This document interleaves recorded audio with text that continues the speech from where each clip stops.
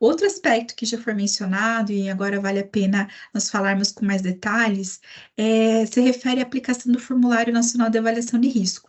Como nós mencionamos, né, ele pode ser aplicado lá na solicitação de medida protetiva de urgência, via de regra pela autoridade policial, mas também pode ser demandado aos profissionais da equipe multidisciplinar do Poder Judiciário.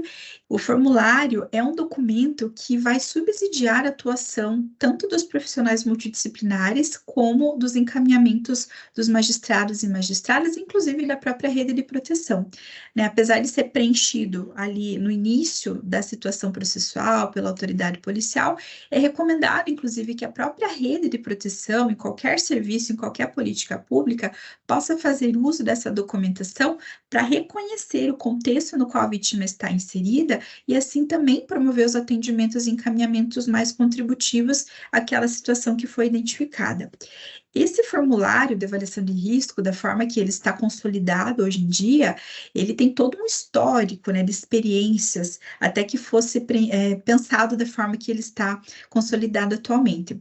Uma das experiências mais relevantes que nós tivemos foi a construção de um formulário chamado de FRIDA, que foi utilizado um bom tempo pelos ministérios públicos. Ele era um formulário que foi inicialmente utilizado lá na realidade da Europa e dos Estados Unidos, que coletava algumas informações sobre a realidade da mulher em situação de violência, e à medida que absorvia essas respostas das vítimas, ele apresentava lá no final uma pontuação como resultado. E essa pontuação acabava indicando qual que era o nível de risco que essa mulher estava submetida. Então, quanto maior a pontuação que ela estabelecia no preenchimento desse formulário, maior era o risco e melhor se pressupunha as intervenções ali do Poder Judiciário e de toda a rede de proteção. Só que após uma utilização experimental desse formulário aqui no Brasil, foi concluído que esse documento ele deixava de considerar alguns aspectos muito importantes da nossa cultura, que não faziam parte lá da realidade dos países que aplicaram inicialmente esse formulário. Então, aqui no Brasil, por exemplo, nós temos as condições de cor, de etnia, como fatores determinantes para a exposição da mulher em situação de violência, né? São elementos que, com frequência, com maior frequência, fazem com que a mulher passe por situações de violação. E tem outras interseccionalidades também que não eram consideradas nesses formulários aplicados em outras realidades, como a região de moradia, né? Por exemplo, mulheres da periferia também tendem a estar mais sujeitas a violações, como a condição de renda, acesso à educação, que no Brasil foram, com o tempo, sendo percebidos, né, como elementos que fragilizam, que vulnerabilizam mais a mulher, né, nesses contextos de violência. Então, por esse motivo, depois de diferentes experiências ali com a aplicação de formulários e esses scores, né, essas pontuações de risco, foi também realizada uma pesquisa por institutos de universidades aqui no Brasil, que eles acabaram consolidando o Formulário Nacional de Avaliação de Risco da forma que está no momento. E esse formulário, ele foi promulgado, né, por uma resolução assinada ali tanto pelo Conselho Nacional de Justiça como pelo Conselho Nacional do Ministério Público, ali pela resolução conjunta número 5. Vale a pena também pesquisar essa documentação para compreender quais são as diretrizes colocadas ali para o preenchimento do Formulário Nacional de Avaliação de Risco. Então, de forma geral, esse formulário ele tem o objetivo de apoiar a implementação ali da Lei Maria da Penha, né, que fornece toda uma base, né, para a política pública, fomentar o trabalho em rede, né, como mencionamos, qualquer instituição pode fazer uso desse formulário para atuar nessa perspectiva intersetorial. Esse formulário também tem o objetivo de prevenir a reiteração, né, a repetição das violências e o agravamento dessas violências também, especialmente o feminicídio, né, o objetivo é de cessar com o ciclo de violência antes que possa chegar no extremo do feminicídio, e também para fundamentar decisões, encaminhamentos, pedidos de forma geral nos casos de violência, principalmente nas situações em que há medida protetiva de urgência. Na prática, esse formulário ele pode ser preenchido de forma impressa, então tem o PDF dele disponível para que seja preenchido, ou via sistema ProAjude, que é o nosso sistema eletrônico de processos do Tribunal de Justiça do Paraná. E esse formulário ele é subdividido em duas partes. A primeira tem uma abordagem mais quantitativa, né? E de preferência, nós sugerimos que seja preenchido pela própria mulher em situação de violência, a não ser que ela tenha alguma dificuldade, pode ser colocado apoio profissional conforme a situação.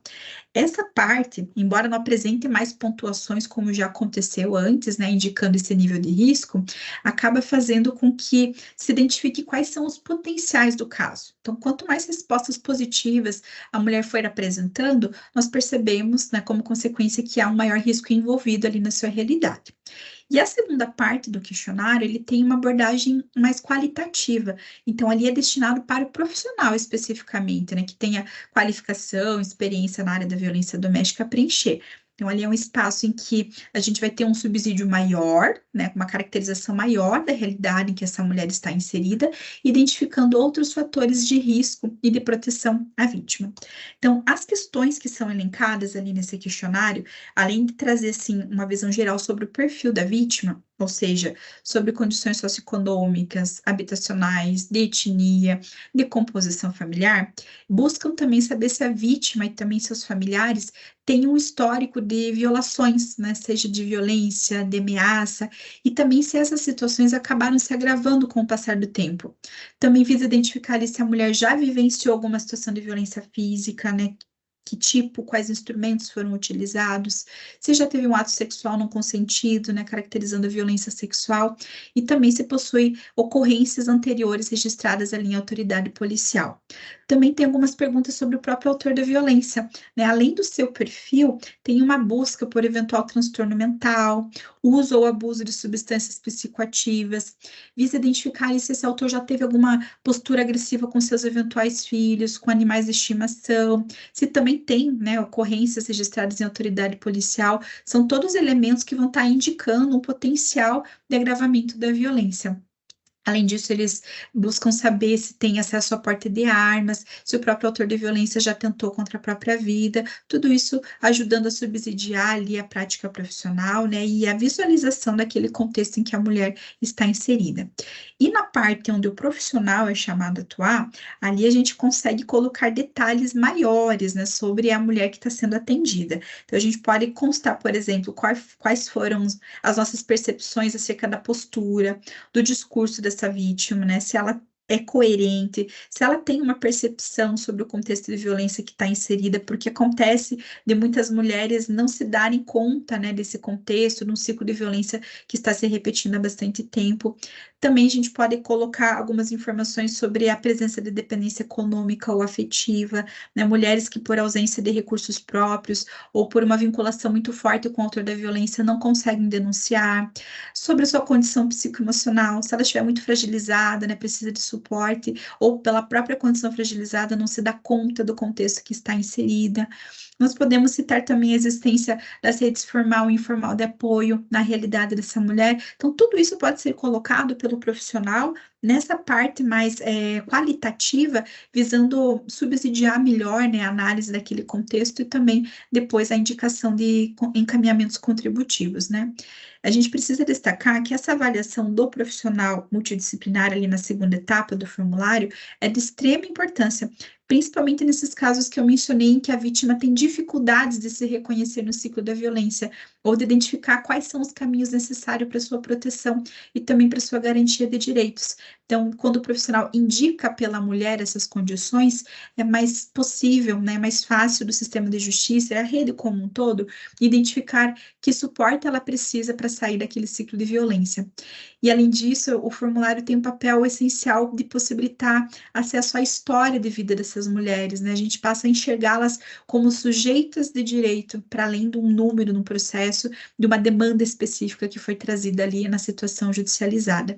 Então, a gente precisa enxergar, né, e ter a compreensão que a condição de vítima dessas mulheres, né, à medida que vão sendo demandadas a preencher esse formulário, e não só nisso, em todo o processo de forma geral, deve ser tratado como transitória, né, tanto pela psicologia como serviço social, pelos profissionais de forma geral que são responsáveis pelo preenchimento do formulário.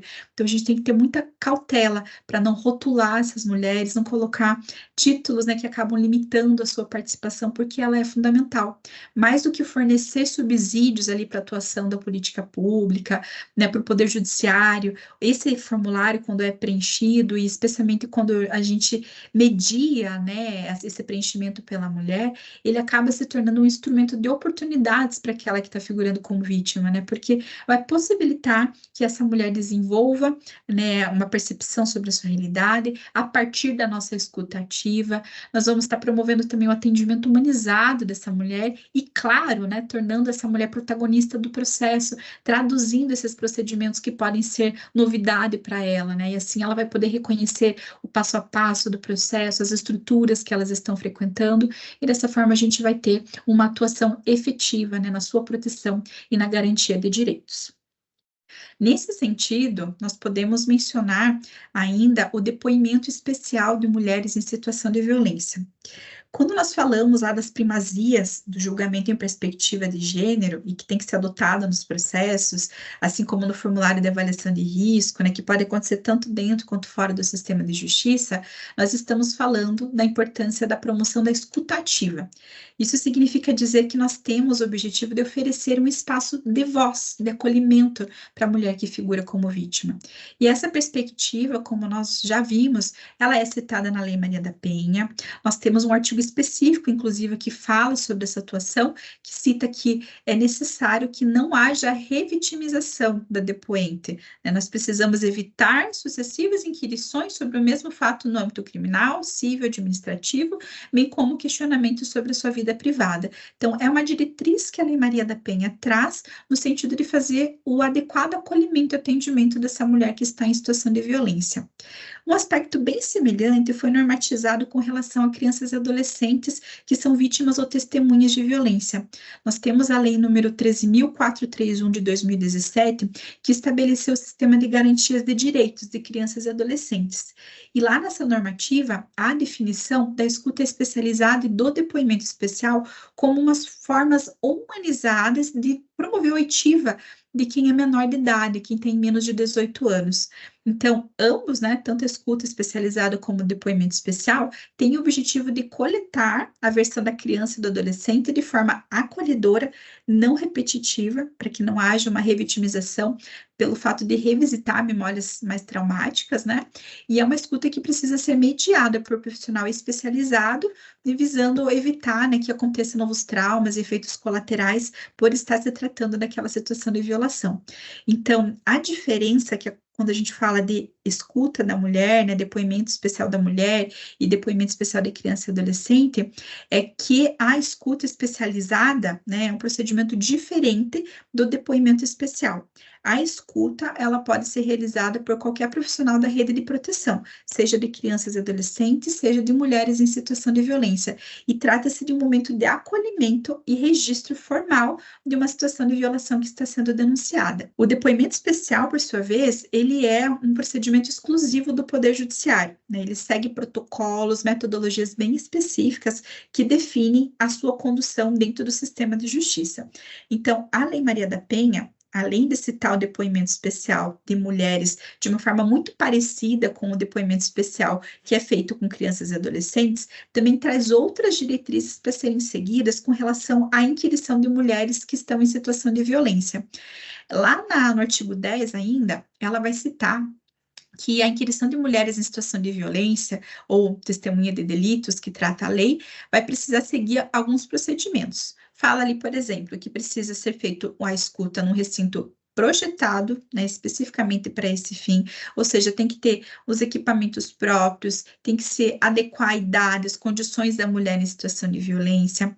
Também fala da importância de uma escuta ser mediada por profissional especializado e também considera a importância de que o depoimento seja registrado em meio eletrônico, né, para que esse documento faça parte do processo e embase todas as fases do processo. Então, nós temos a Lei Maria da Penha, né, numa perspectiva muito parecida com o Sistema de Garantia de Direitos de Crianças e Adolescentes, e além disso, né, somando essas perspectivas, as normativas internacionais também vão falar sobre a importância de se ter um cuidado maior na escuta de mulheres em situação de violência. Nós temos ali, por exemplo, a Convenção Belém do Pará, que é aquela convenção interamericana para prevenir, punir e erradicar a violência contra a mulher. Ela fala que toda mulher tem direito que se respeite a sua integridade física, mental e moral, incluindo no momento da sua inquirição. Nós temos também ali a comissão aliás, o Comitê sobre a Eliminação da Discriminação das Mulheres, a CEDAW, ela também preconiza num artigo específico que os estados têm que tomar medidas efetivas para proteger as mulheres contra a vitimização secundária, né, seja em suas interações com a autoridade judicial, enfim, na policial também, considerando estabelecer algumas unidades especializadas em gênero, né, dentro dos sistemas da autoridade policial e judiciária, para que haja uma proteção à sua condição ali, né, por conta das violações que sofreu. Então, somando a Lei Maria da Penha, o sistema de garantias de direito e essas perspectivas que o direito internacional traz sobre a escuta de mulheres em situação de violência, nós tivemos um enunciado específico do Fonavide, o enunciado 57, pensado, né, para se falar sobre a escuta de mulheres em situação de violência. E nesse enunciado, por analogia, né, à lei ali do sistema de garantia de direitos e seguindo essas normativas internacionais, alguns magistrados e magistradas passaram a utilizar o depoimento especial como uma ferramenta proativa de mulheres em situação de violência. Então, nas audiências de instrução, de julgamento, especialmente nos casos de maior gravidade, né, quando for constatada uma vulnerabilidade muito grande ali da vítima, pode ser utilizada a metodologia do depoimento especial, e isso está ratificado no enunciado 57 do Fonavide como uma diretriz que os magistrados podem estar utilizando ali na sua prática. Ainda não tem uma parametrização sobre o tema, né? Esse tema ele ainda é objeto de bastante discussão no âmbito jurídico, ainda está em construção, é um tema que tem muitos aspectos prós e contras, né, identificados pelos magistrados e magistradas no que se refere à prestação jurisdicional. Contudo, ele não deixa de ser um campo em que os profissionais multidisciplinares podem ser chamados a atuar no sentido de promover realmente o acolhimento dessa mulher, inclusive mediando ali a sua escuta. Só cabe um adendo no sentido de que o depoimento especial, né, seja com crianças e adolescentes ou com mulheres em situação de violência, pode ser mediado por profissionais da psicologia e do serviço social, porém, é um procedimento que só pode ser realizado por profissionais que estejam devidamente habilitados num curso específico sobre o tema. Então, vale a pena também buscar essa forma de capacitação para aqueles que tiverem interesse em promover o depoimento especial das pessoas que passaram por situações de violência. Nós temos ainda alguns aspectos éticos para a atuação do serviço social e da psicologia em casos de violência doméstica e familiar contra a mulher. E eles não diferem, na verdade, das recomendações em outras áreas de atuação. A questão do sigilo, por exemplo, acho que é o principal aspecto a ser considerado. O sigilo, ele diz respeito não apenas ao resguardo de informações das partes atendidas, mas ele também se refere à inviolabilidade dos dados processuais. Esses dados, as informações dos processos, jamais deverão ser compartilhados, né, seja com pessoas físicas ou inclusive com outras instituições, sem que haja autorização prévia do magistrado ou da magistrada que estão acompanhando o caso. De forma geral, nós recomendamos que possa haver compartilhamento dos relatórios profissionais, porque esses relatórios costumam expor de forma suficiente ali a situação que está sendo atendida e podem ser compartilhadas com a rede de proteção quando solicitadas, né? E quanto ao andamento do processo, outras informações sobre a situação processual, que pode ser demandada ali tanto pelas partes como a própria rede de proteção, a gente recomenda orientar a busca pelo cartório da vara, né? O cartório é o setor ali capaz de identificar quais são as informações que podem ser compartilhadas às pessoas interessadas. Outro grande desafio ético que nós temos diz respeito ao não julgamento dos casos, né, e respeito à autonomia das partes também, né. Enquanto profissionais multidisciplinares, nós podemos ter um olhar diferenciado sobre a situação que chega para nós. Nós podemos vislumbrar diferentes iniciativas e encaminhamentos contributivos ao caso, mas eles nem sempre são acolhidos pelas partes. Nós também podemos testemunhar algumas situações que são judicializadas de forma repetida, né, e de repente a mulher pede medida protetiva, cancela a medida protetiva. A gente tem noção pelo histórico que a situação vai se repetir e acontece. Ela solicita uma nova medida protetiva, cancela de forma reiterada. Então, a gente pode visualizar na prática mesmo esses inúmeros pedidos de cancelamento e aplicação de medidas protetivas, mesmo com as orientações que a gente faça, mesmo com o atendimento da rede ali estando presente. E nesses momentos nos cabe, né, o desafio, né, a importância de lembrar que nós atuamos tanto no serviço social quanto na psicologia, como mediadores da situação. Nós estamos ali para facilitar que aquelas que figuram como vítimas e os respectivos agentes violadores possam se perceber naquela situação de violência. Só que o despertar desses sujeitos vai acontecer em tempo próprio, né? Independente da abordagem que a gente realize, seja no Poder Judiciário ou por toda a rede de proteção. Então, por esse motivo que nós trazemos a perspectiva do não julgamento, né? Que nos cabe simplesmente acolher, orientar e respeitar o tempo e o processo individual de cada um desses sujeitos. Outra questão importante de ressaltar é a importância de nós evitarmos utilizar aqueles termos vítima e agressor, né? Seja no atendimento, entre profissionais, nos próprios documentos produzidos, porque a gente pode colocar, né, aquela informação do rótulo, né, de uma condição estanque, de uma posição imutável para aqueles sujeitos. E a gente quer justamente o contrário, né, mostrar que eles estão nessa condição, mas que eles podem superar essa realidade. E ainda no que se refere à atuação dos processos, né, a gente salienta que haja importância no foco na determinação judicial. Como os casos são complexos, conforme demonstramos, é muito comum que nós nos deparemos com muitas expressões da questão social, muitas situações demandadas, né? Muitos encaminhamentos que precisam de um parecer ou de uma intervenção conjunta com a rede de proteção. Então, nesse sentido, é importante que nós tenhamos olhar, né, o foco no trabalho para responder primeiramente aquilo que está sendo requisitado pelo Poder Judiciário. Isso não significa que a gente vai se abster da realidade, né? Porque nós vamos sim apontar outras questões, vamos encaminhar para a rede, mas nós vamos sempre nos atentar àquilo que é objeto da competência da violência doméstica, né? Para quem for chamado a atuar na violência doméstica. Essa matéria, ela pressupõe uma urgência maior, né? Lembremos que tem risco envolvido, uma violência iminente, e isso faz com que a situação precise ser tratada como prioridade. E justamente por essa urgência e risco que são presentes nessas situações, nós também precisamos lembrar da importância da organização e atenção dos profissionais aos prazos que são estabelecidos para atendimento dessa demanda judicial. E já concluindo esse primeiro momento de abordagem, é importante falar sobre a produção de documentos. Na psicologia, o Conselho Federal ele normatizou quais são os documentos que podem ser produzidos e em quais circunstâncias o psicólogo poderá utilizá-los.